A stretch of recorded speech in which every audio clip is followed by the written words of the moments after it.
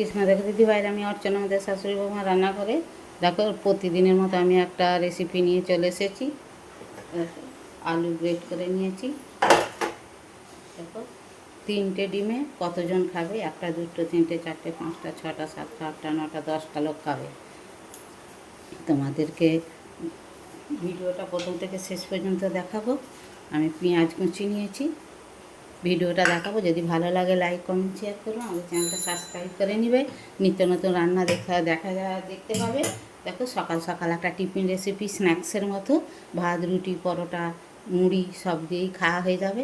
এই আলুটাতে আমি পেঁয়াজটা দিয়ে দেবো, একটু আদা কুচি দিয়ে দেবো, একটু ক্যারি পাতা কুচি দিয়ে দেবো,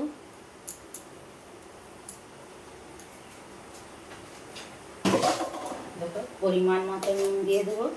তোমরা কমেন্টে লিখবে আমার রেসিপিটা কেমন হয়েছে, তাহলে আমাদের ধন্যবাদ জানাতে সুবিধা হবে। দেখো একটুখানি কালারের জন্য হলুদ গুঁড়ো দিয়ে দেবো। আমি কাঁচা লঙ্কা দিইনি, আমি একটু ঝাল লঙ্কার গুঁড়ো দিয়ে দেবো।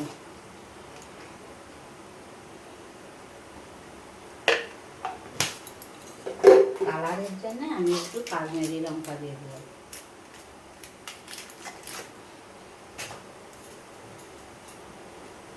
দেখো একটুখানি মরিচ গুঁড়ো দিয়ে দেবো।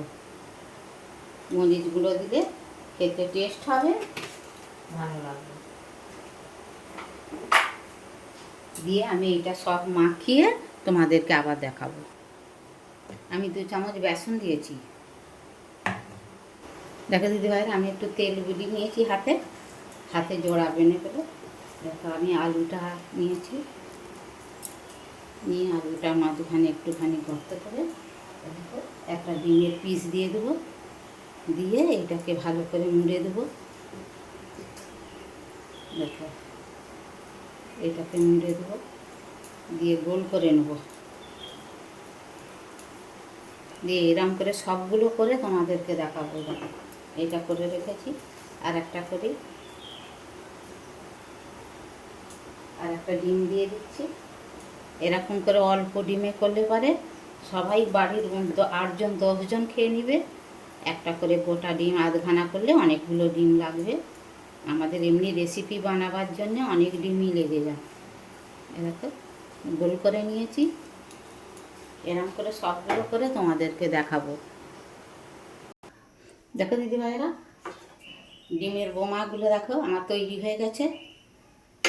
আমি এখানে একটা কর্নফ্লাওয়ার নিয়েছি শুকনো, এইটাতে এরকম করে বুলি দেবো বলে এটা বুলি নেব। আর একটা জায়গায় কর্নফ্লাওয়ার নিয়েছি, এইটা তেল দিয়ে গুলিয়ে নেব।